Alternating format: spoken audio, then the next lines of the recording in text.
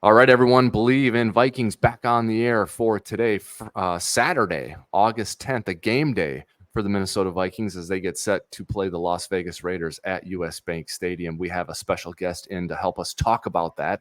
It's ESPN's Kevin Seifert, someone who I've had the pleasure of working alongside for many years, and I'm very much looking forward to having this conversation with him. We'll bring Kevin in a minute, but first, remember, Bet Online is the world's most trusted betting platform and your number one source for everything online sports betting. Right now, you can receive a 50% free bet of up to $250 on your first deposit to bet on anything from the Olympics to baseball to Formula One racing. Bet Online has every stat, every matchup, and even live odds and spreads while the games are being played. When the game's over, head on over to their online casino and get in on a game of blackjack or poker or unwind with one of their over 150 slot games. Head to the website today to get in on the action. Use promo code Bleav, BLEAV, for your 50% free bet credit on your first deposit up to $250. Bet Online, the game starts here. And our conversation with Kevin Seifert starts right now. We bring him in to help us talk Vikings. Hey, Kevin, how's it going, man? I'm good, Wabi. How are you? I'm doing well. It's awesome to have you here on the show. Being on the beat with you for many years in Mankato during this time of the season was fun. It's now at TCO Performance Center, of course, for you. But I described earlier in the week, it's like the dog days of training camp, but you're kind of getting to the end now with a light at the end of the tunnel with a preseason game and then the weird Browns practice schedule next week. So like that grindy training camp, like sweating it out in the sun, probably feels like it's almost over for you. Yeah, and to be honest, it's not nearly as much of a grind as it used to be in Mankato, just being, sort of on the road. Most of us live too far away from Mankato to drive back and forth every day, so we stayed down there in a hotel, and just the feeling of being on the road certainly added to what you we're already kind of working long days. But when you get to sleep in your own bed every night when it's in Eagan, I can't really complain. And as you said, this is a little bit of a different schedule for camp this year. Just when you're starting to kind of go through, feel like you're doing the same day over and over again. They have the preseason starting Saturday, and then they have, as you said, going to Cleveland the following week. And so that'll definitely put a little bit of a different vibe to it. And then really they only have a few more days after that, and then it'll be time to get into sort of week one mode. Yeah. I do a great job of keeping up with your stuff. I love reading you and the articles, but also the tweets, which you can find Kevin. It's at Seifert ESPN on Twitter. I want to get into one thing that you mentioned today that I thought was a really perspective-laden viewpoint or comment on the quarterback situation. So we'll get to that in a minute. But just generally speaking, what is something that has been a factor at camp for you with this team, Kevin, that maybe isn't getting publicity? Is it something that we don't know about? What have you been noticing or writing about or talking with others about that is going to be a factor for the Vikings this year that's just not like that sensational nugget like the quarterback situation is?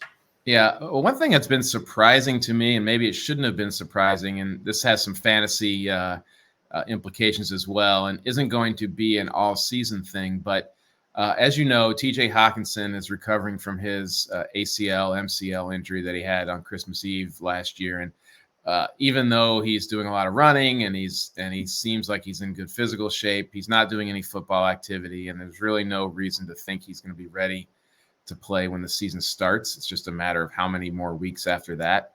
And so what we've seen in practice was we get the opportunity to see, like, who do they envision filling his role? How are they going to do that?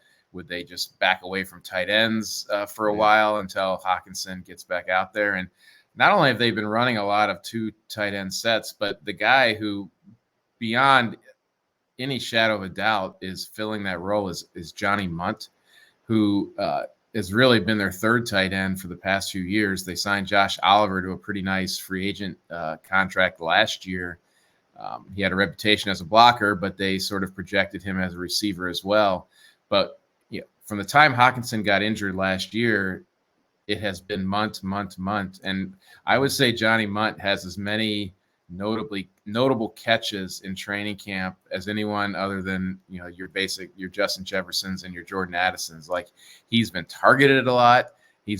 I feel like if you had a list of how many routes each skill position player has run, he's got to be at the top of the list. He's made a ton of catches over the middle, some in traffic. Hasn't made every catch, but a lot. And so I've been surprised at how clear the answer is to what's going to happen in the games when Hockenson isn't playing, which could be more than a few, based on how training camp has gone so far. Interesting. So how would you describe Mundt from, is he a pure pass catching tight end, or would you describe him as someone who can also get in there and block in line? Yeah, and he came here from the Rams with Kevin O'Connell in 2022. O'Connell had a very clear view of his skill set, and but was the number 3 tight end, really, even I think before TJ Hockenson got here, if I recall correctly. A good blocker, and someone I thought was just a guy in terms of receiving the ball. And maybe that'll prove out to be still the case once the games start, but he's shown a lot more receiving ability, at least during this training camp. And, he was a free agent this year. He re-signed right away. I don't think there was a big, long list of people clamoring to get him in for a visit or get him to sign a deal. He just seems to have a skill set that matches exactly what Kevin O'Connell wants to do in this offense. And so sometimes you get that in the NFL, and this too, is, there's a player who has a limited skill set and a scheme that has a specific need, and you marry those things together, and all of a sudden you have a really productive player. And so I don't want to say that he's going to produce TJ Hockenson numbers once the season starts and get myself in trouble with anyone who drafts him in fantasy or anything like that. But if it's going to be somebody else, we certainly haven't seen that so far. There had been some talk about Robert Tonyan, who they signed as a free agent and looked pretty good in the spring, but he hurt his back and really hasn't done a lot since then. And so, again, it's a temporary fix because we do fully expect Hockenson to come back sometime in the first, few weeks, if not the first 6 weeks at the worst of the season. But, those are important games as well.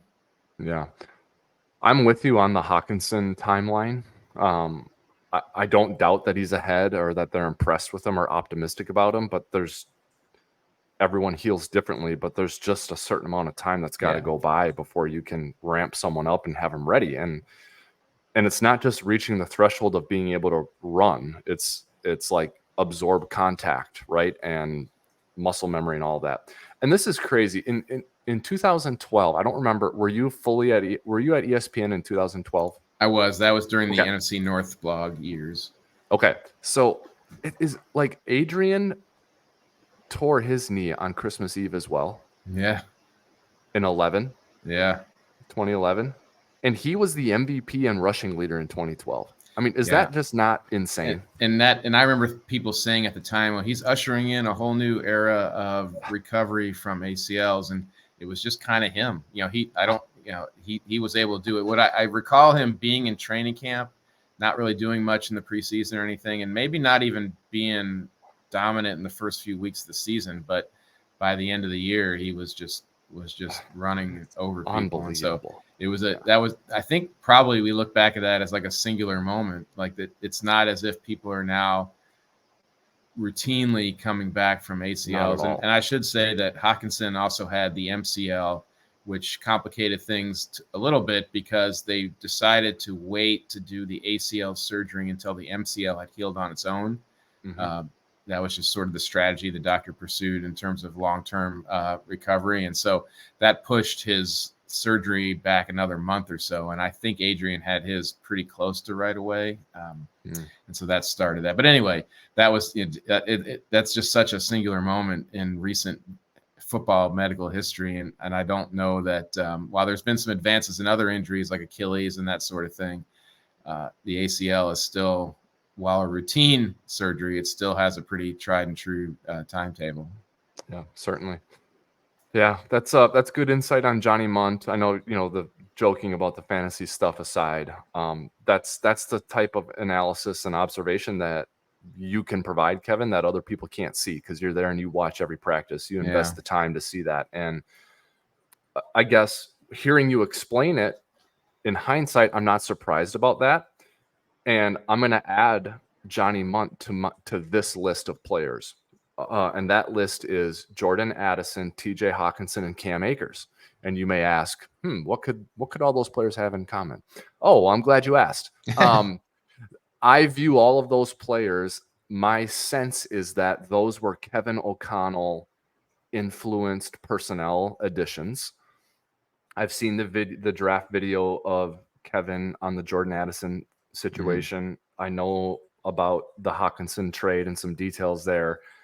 And I'm guessing Cam Akers and Johnny Mundt fall into this category. And I'm impressed with O'Connell's the amount at which he's dialed in to his scheme and who he needs to operate it. I don't think yeah, of course, everyone would love Julio Jones in their prime or Devontae Adams in their. I get that.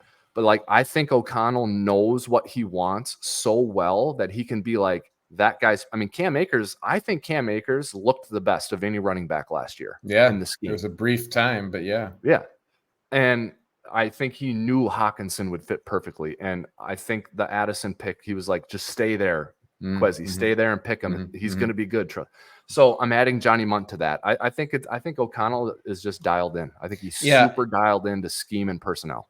And it's one thing to be able to say, like, I need a guy who can do this, this, and this. Or if I have a guy like a guy like this, I know I can do these three things on my offense. But then it's being able to identify those skills in those specific players as well, especially the Jordan Addison one. At least in the case of Hockenson, Mundt, and Akers, you had NFL film of those guys. And you could, if you needed to make an argument, you could say, here's him doing this against NFL defenses. And Addison, was a college player, so you had to do some level of projecting, and he's been right on. I mean, Addison is really good, and I know it maybe gets overshadowed with Justin Jefferson being here, and people will look at some of the stats Addison did or didn't produce during the time when Jefferson was injured last year and say, well, it's not like he totally dominated those games, but he was also a rookie, and I would bet, and I know Vikings fans don't want to see this, don't ever want to know the answer to this, but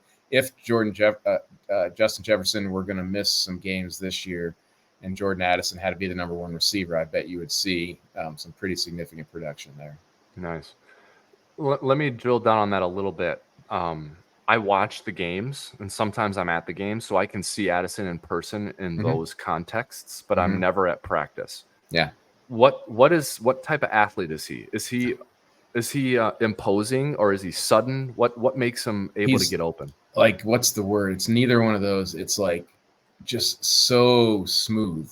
Like, I think it's like that. He just routinely is like, in the violence and speed of the game, he's just collecting himself in this tiniest bit of grass with 2 feet in bounds and stretching to catch a ball. And it doesn't look like an exertion. He's just one of those type of fluid, smooth athletes. And he's not very big. I mean, he might weigh the least of any receiver the Vikings have. And he just can instinctively slip by people and press coverage, and then he's fast enough, they can't catch up to him. It never looks like he's just one of those guys that never looks like he's running hard, but he obviously is.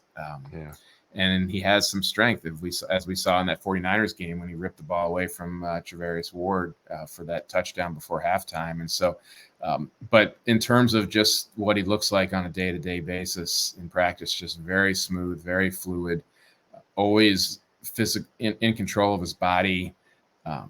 And I've really felt since the day he got here, the sky's the limits for him. And as good of a season as he had last year, he probably left some catches on the field that 9 out of 10 receivers can't catch, and he didn't catch it last year. But I think he's got the skills and the ability to make up that final step and just be a really great receiver. Nice. Yeah, cool. Tell me what your thoughts have been on the cornerback situation.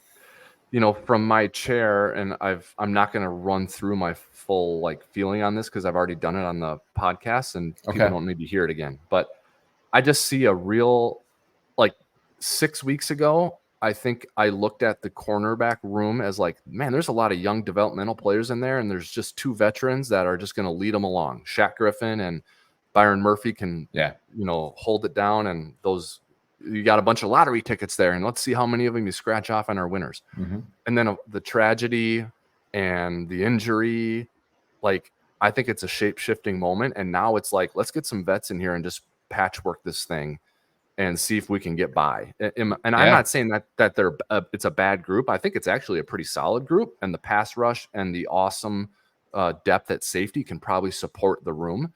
But I really feel that due to circumstances outside of the team's control, that room's identity really has changed. Yeah, I mean, just to put it in a word, they're undermanned there right now, and it's and it's obviously the plans that they laid out in the offseason have, because of the injuries and Kyrie Jackson's death, have not come to fruition. I wouldn't say that they were really aggressive in trying to upgrade that position in the offseason. I mean, a 4th-round pick and a 1-year contract for a veteran in Shaq Griffin, who's great when he's healthy, but has had injury problems. And then the second day camp has an injury problem.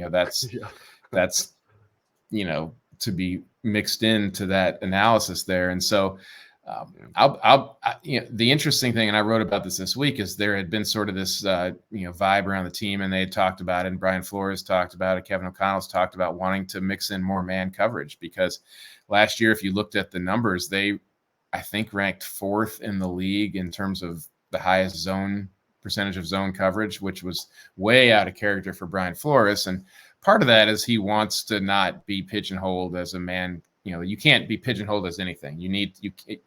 It's not good to be a man cover team 60 or 70% of the time, unless your cornerbacks are Deion Sanders and pick your other Darrelle Revis. Pick your other Hall of Fame cornerback. And so it makes sense that they would want to play more man coverage, and I think the Shaq Griffin signing was part of that. But can they still do that? It's a triage situation at the moment. Mekhi Blackman being the other person who's been injured, and we know he's out for the season because of the ACL. And they signed Duke Shelley on the Monday that training camp started, and by Thursday he's running with the first team. They signed Fabian Moreau, another 30-ish free agent. And then his first practice, he's running with the first team, and he still is, as when they go 3 cornerbacks.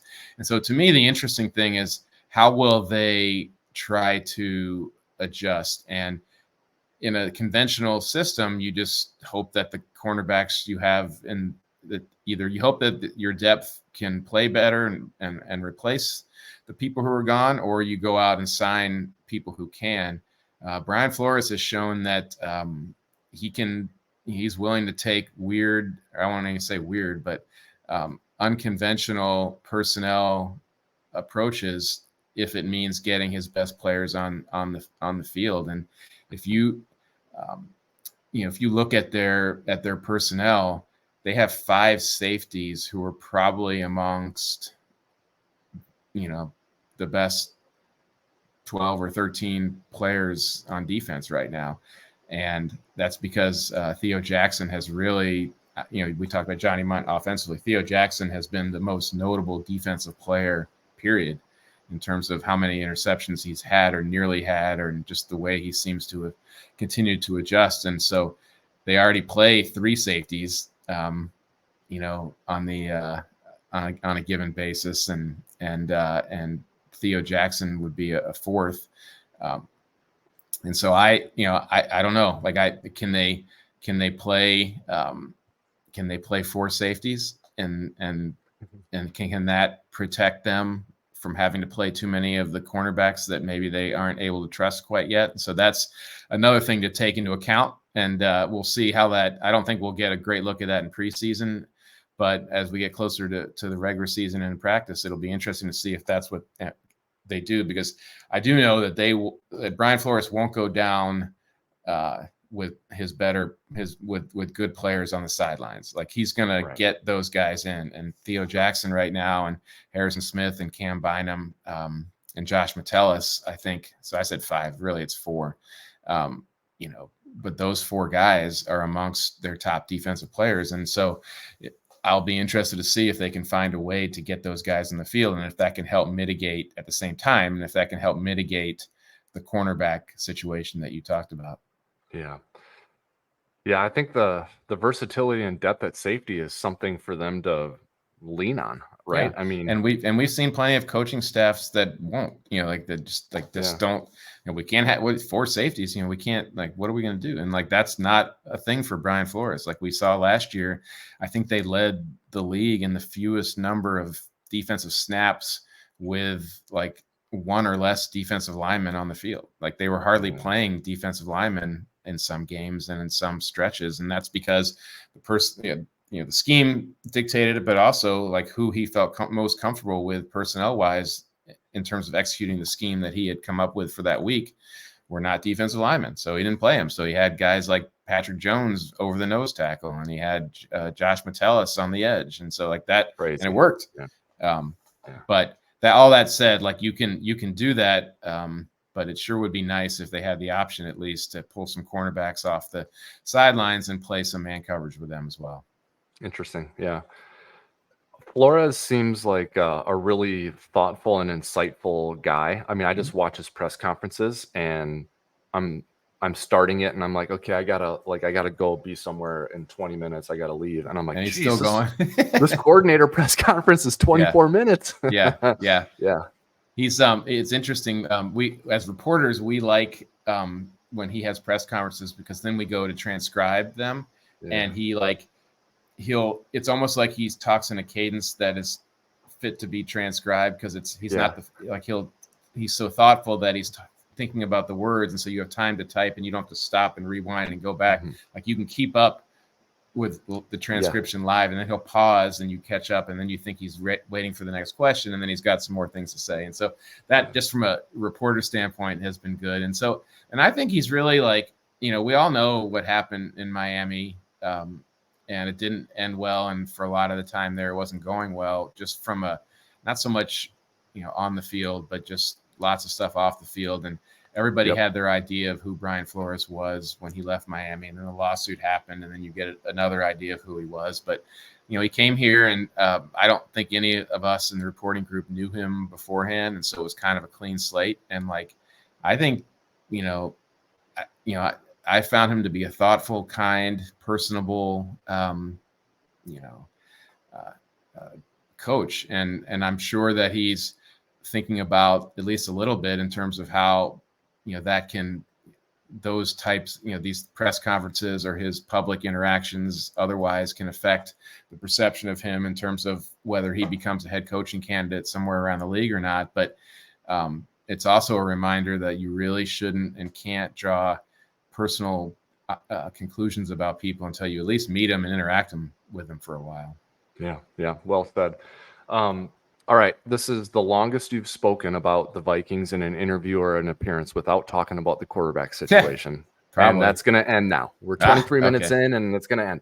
Wow. But you said earlier today in a tweet, the question of Vikings training camp can't be answered based on individual throws, practice periods, or observer analysis alone. So here's some of what those most invested in JJ McCarthy's development have said, with some undeniable facts mixed in. Now, I want people to go and read that, so don't give the whole thing away. That's all right. But that, to me, Kevin, and I'm not just blowing sunshine here for you. That to me that's you in a nutshell. That's a really thoughtful, perspective-laden comment there, and I haven't read the whole piece yet, but I'm excited to read it. But tell me what's going on there and what your thought process is about that situation right now. Well, I mean, I fully understand that everyone's Vikings fans, NFL fans are just really excited about JJ. And anytime you have a rookie quarterback, that's going to generate excitement. And they know he was the number 10 overall pick, and the number 10 overall pick doesn't usually sit at all, let alone for very long. And the Vikings have been very clear, I think, Kevin O'Connell especially, that this was going to be patience and being methodical and being thorough with his development was their top priority. And I don't know that everybody fully accepted that because, what's he going to say anyway? He's not going to put the pressure on him, say we expect him to start week 1. But I've just been trying to tell people like that really is what they're planning to do. They wouldn't have signed Sam Darnold even to a $10 million contract if they didn't fully plan to keep JJ off the field until everyone in the building is unanimous that he's ready to play, and that playing would not, it doesn't mean he's not going to struggle, but he's going, it's not going to set him back in any way, and that his development will have gotten to a point where he's ready to play. And so that has always been what we expected.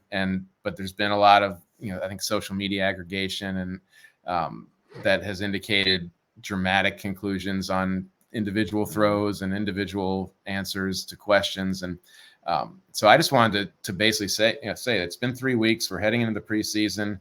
Like, here are the things that have actually happened. And what's happened is that he has not looked overwhelmed. He has not looked, like he's swimming. He had one day that he admits was, a bad practice, based on the outcomes of his throws. And he happened to get his first 2 and what are now his only 2 snaps with the first team in that practice. And there was one pass and he ended up almost throwing an interception on it.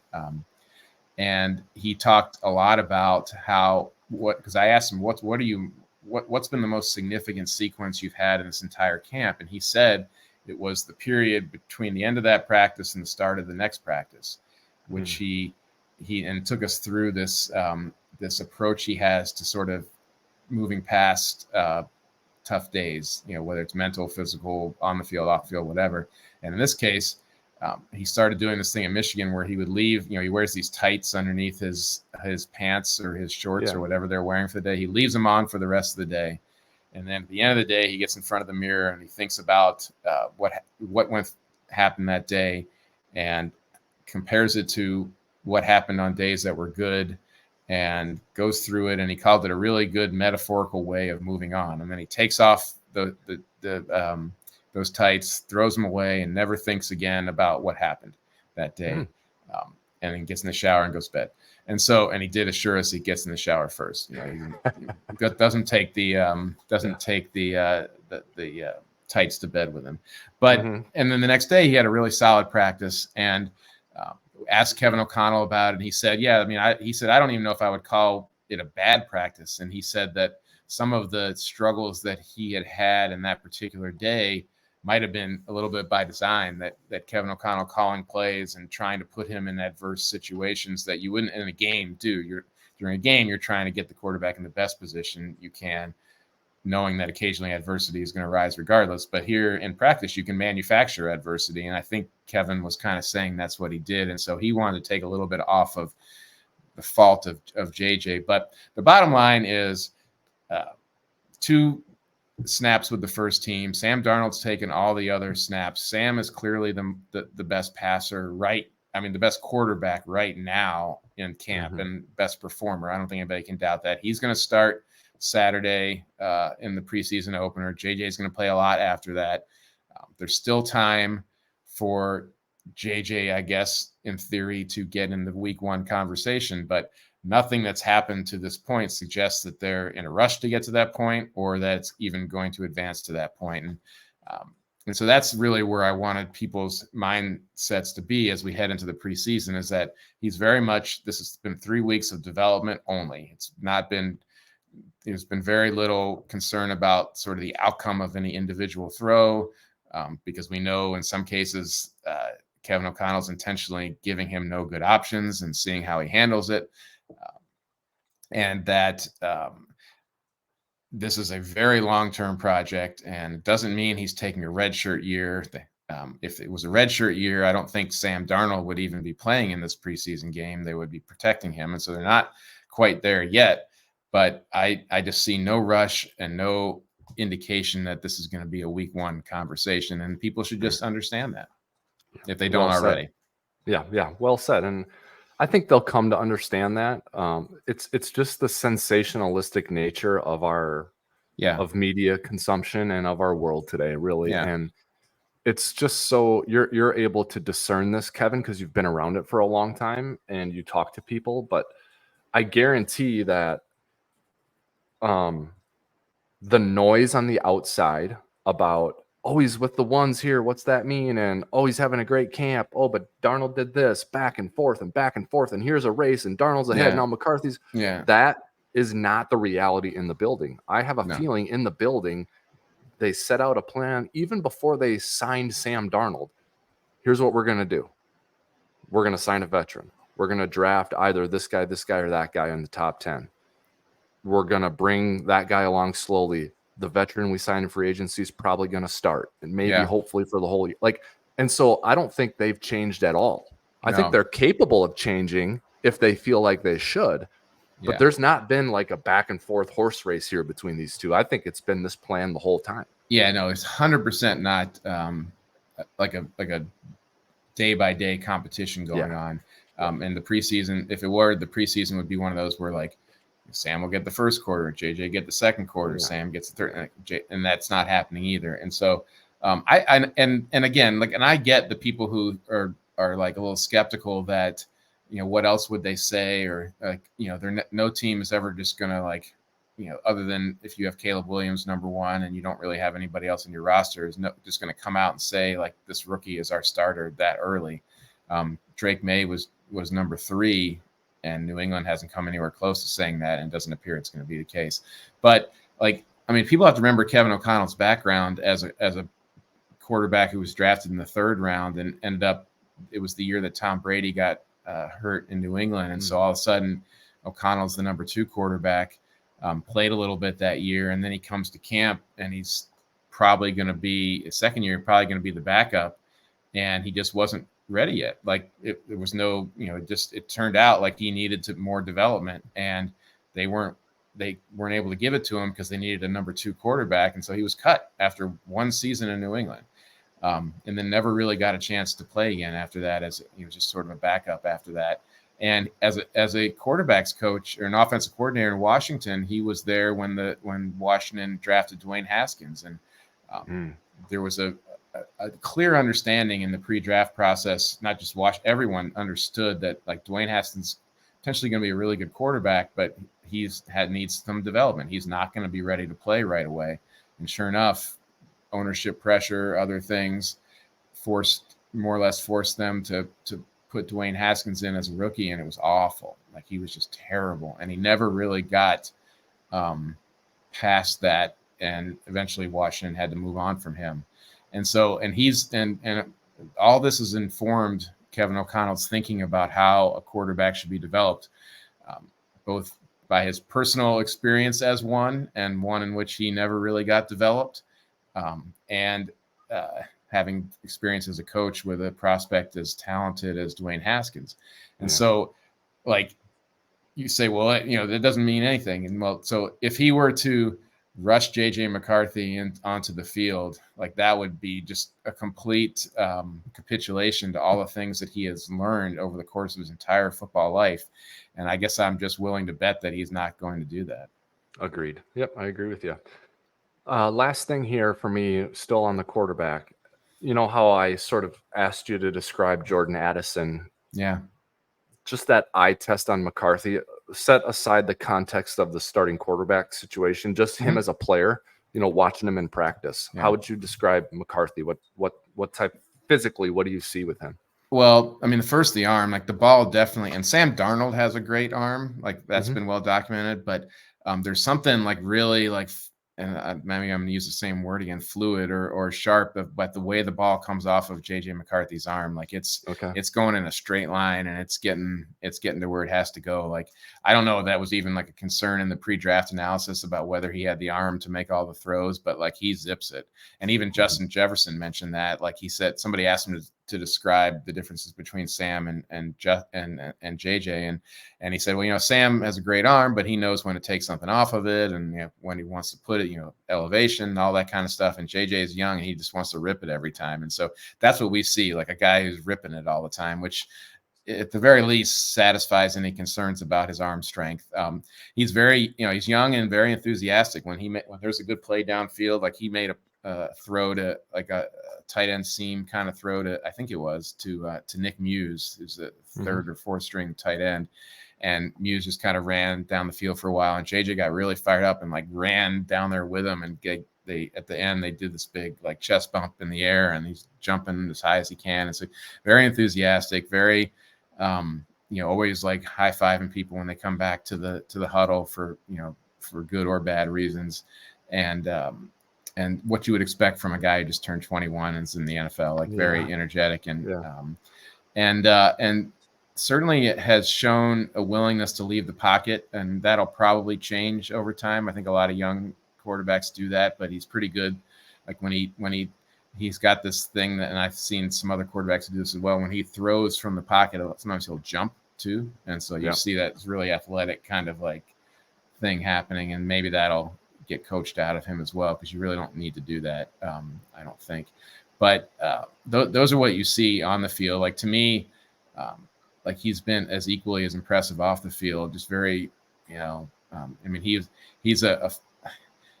when I was growing up, there was a quarterback named Todd Marinovich, who was sort of became a poster child, not because he was a Sports Illustrated feature of a guy who had been sort of raised to be an NFL quarterback. And I don't think JJ McCarthy is anywhere close to that, but he's been to quarterback polishing school. I mean, he played his senior year at IMG, and he has been exposed to a lot of sort of the sports psychology that's been developed over time recently for college players and NFL players, and just really impressive mindset. And even just the story I told you about the thing with the tights and the metaphorical ways of like brushing away bad days. Like he's pretty far advanced. I mean, when I was 21, I sure as heck didn't have any methods for getting over a bad day of any kind other than just like drinking a few beers, I guess, and going to bed.